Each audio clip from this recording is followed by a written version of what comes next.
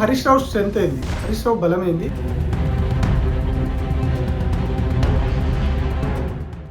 రాజకీయాల్లో హరీష్ రావుతో పెట్టుకున్నాడు ఎవడు కూడా నిలబడలేడు. హరీష్ రావును ఢీ కొడదామని చూసినా, హరీష్ రావుని కింద పడేద్దామని చూసినా కానీ నిటారుగా నిలబడతాడనేది అక్కడ వినిపిస్తున్నటువంటి ఒకే ఒక పేరు హరీష్ రావు. అసలు కాంగ్రెస్ పార్టీ లేదు, కాంగ్రెస్ పార్టీ పని అయిపోయింది అని చెప్పి అదే వ్యక్తి ఇప్పుడు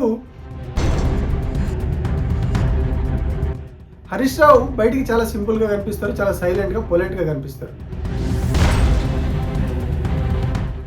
వైలెంట్గానే యాక్షన్ ఉంటుంది, అది కూడా సైలెంట్గానే ఉంటుంది అని చెప్పి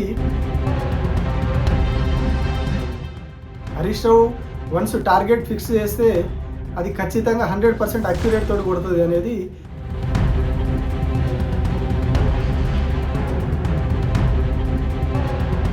ఆయనను మించిన చాణక్యుడు ఈయన అని చెప్పి.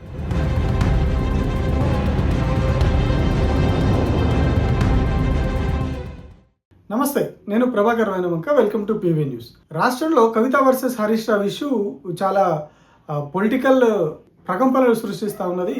రోజు రోజుకి ఆమె చేస్తున్నటువంటి ఆరోపణలు కావచ్చు, దానికి కాంగ్రెస్ చేసినటువంటి సపోర్ట్ కావచ్చు, బీజేపీ నుంచి కొందరు చేసినటువంటి సపోర్ట్ కావచ్చు, ఇది చాలా తీవ్రంగా ప్రజల్లోకి వెళ్ళిపోతూ ఉన్నది. చాలా గందరగోళ పరిస్థితి నడుస్తూ ఉన్నది. సో కొద్దిసేపు అవన్నీ పక్కన పెడితే అసలు హరీష్ రావు స్ట్రెంత్ ఏంది, హరీష్ రావు బలం ఏంది, హరీష్ రావు ట్రాక్ రికార్డ్ ఏంది అనేది ఒకసారి చూద్దాం.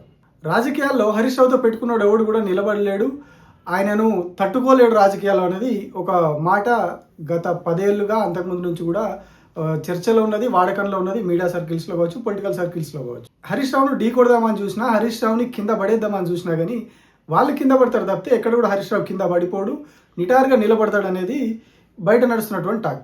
దీనికి చాలా ఉదాహరణలు ఉన్నాయి, అందులో కొన్ని మనం చూద్దాం. ఇప్పుడు మైనంపల్లి హనుమంతరావు గతంలో బీఆర్ఎస్లోనే ఉండే, అంతలో టీడీపీలో ఉండే, ఆ తర్వాత బీఆర్ఎస్లోకి వచ్చిండు. ఇప్పుడు మళ్ళీ బీఆర్ఎస్ నుంచి కాంగ్రెస్లోకి వెళ్ళిపోయాడు, వాళ్ళ కొడుకుని ఎమ్మెల్యే కూడా చేసుకున్నాడు. ఆయన వెళ్ళిపోయినప్పుడు చాలా కామెంట్స్ చేసిండు హరీష్ రావు మీద, చాలా బూతులు తిట్టిండు. హరీష్ రావును పొట్టు తిట్టిండు.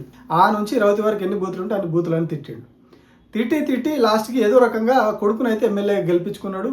నేను పైచేయి సాధించిన మెదక్ జిల్లాలో, కేసీఆర్ హరీష్ రావు ఇద్దరు ప్రాతినిధ్యం వహిస్తున్న జిల్లాలో నేను పైచేయి సాధించినని ఆయన అనుకున్నాడు. కానీ ఏం జరిగింది? 2 ఏళ్ళు తిరక్క ముందే, కేవలం 20 నెలల్లోనే ఆయన కంప్లీట్గా దాన్ని మొత్తం మార్చేసిండు. కంప్లీట్గా మెదక్ జిల్లాలో వీళ్ళ వర్గానికి, మైనంపల్లి హనుమంతరావుకి కంప్లీట్గా కాంగ్రెస్లోనే యాంటీగా తయారయ్యారు. కాంగ్రెస్లోనే వీళ్ళని వ్యతిరేకిస్తూ ఉన్నారు. కాంగ్రెస్ పార్టీ నాయకులే మైనంపల్లి ఫ్యామిలీని కంప్లీట్గా దూరం పెట్టే ప్రయత్నం చేస్తూ ఉన్నారు.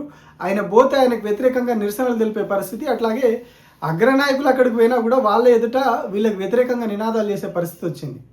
వీళ్ళకి వ్యతిరేకంగా కాంగ్రెస్ నాయకులు ధర్నాలు, రాస్తారోకోలు కూడా చేస్తూ ఉన్నారంటే ఎంత తిరిగిపోయినటువంటి పరిస్థితులు. ఇదే మైనంపల్లి హనుమంతరావు కొడుకు మైనంపల్లి రోహిత్ అక్కడ ఎమ్మెల్యే ఉన్నాడు. కానీ ఇప్పుడు పరిస్థితులు ఎట్లా ఉన్నాయి? కంప్లీట్గా తిరగబడ్డాయి, రివర్స్ అయిపోయినాయి. వీళ్ళని యాక్సెప్ట్ చేస్తలేరు వాళ్ళు ఎవరు కూడా. వాళ్ళు అక్కడ ఉన్నటువంటి నాయకులు కావచ్చు, ఇతరత్ర పాత కాంగ్రెస్ నాయకులు కావచ్చు, ఎవరు కూడా వీళ్ళను వీళ్ళ ఫ్యామిలీని దగ్గర రాణిస్తలేరు, దూరం పెట్టారు.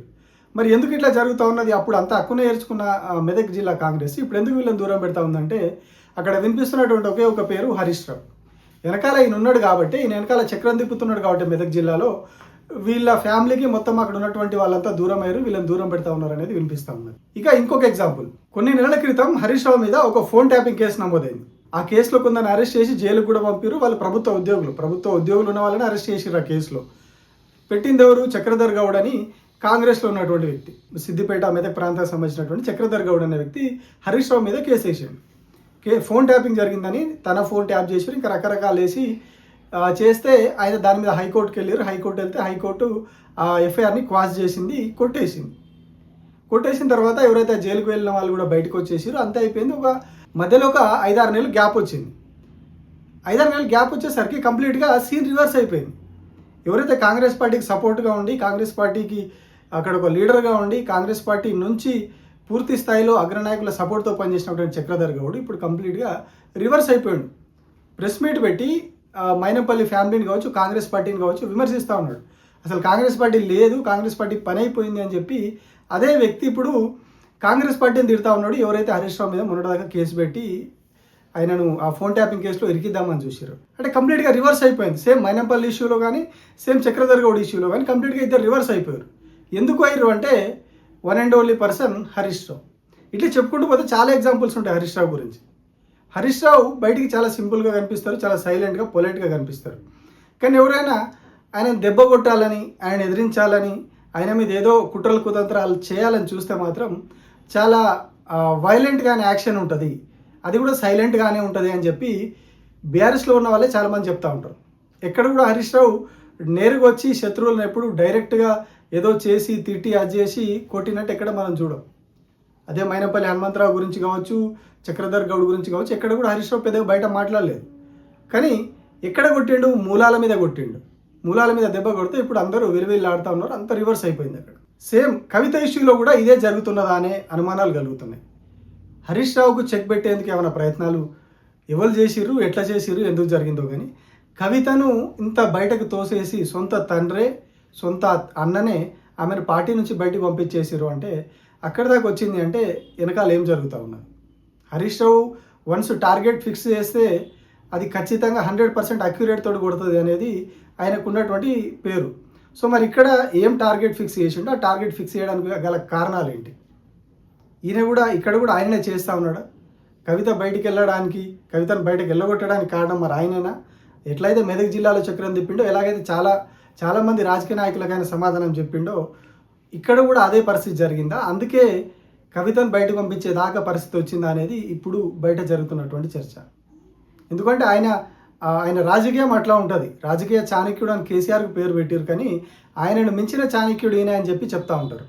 సో మరి ఆ చాణక్యం ఏం నడిచింది ఇక్కడ? నిజంగానే అట్లా చాణక్యం చూపెట్టిరా, ఇంకేమన్నా చేసిరా? ఎందుకు మరే కవితను బయటికి పంపాల్సి వచ్చింది? దట్టు హరీష్ రావుని ఆమె ఎందుకు టార్గెట్ చేస్తూ ఉన్నది? మేజర్గా సంతోష్ రావు కంటే ఎక్కువ కూడా హరీష్ రావు మీదనే టార్గెట్ చేస్తూ ఉన్నది. కంప్లీట్గా రేవంత్ రెడ్డి తోటి మిలాఖత్ అయిపోయిందని మాట్లాడుతూ ఉన్నది. సో అంతలా ఆమె మాట్లాడుతుందంటే ఖచ్చితంగా ఏదో జరిగింది, ఎక్కడో సంఘటన జరిగింది. సేమ్ ఇప్పటిదాకా మనం చెప్పుకున్నటువంటి ఏదో ఒక టార్గెట్ ఇక్కడ ఉంది కాబట్టే ఇట్లా జరుగుతూ ఉన్నది. Harish Rao once target fix చేస్తే ఇగో ఇట్లా ఫలితాలు ఉంటాయని చెప్పి ఈ ఘటన ద్వారా మరొకసారి స్పష్టమవుతా ఉన్నది. Thank you.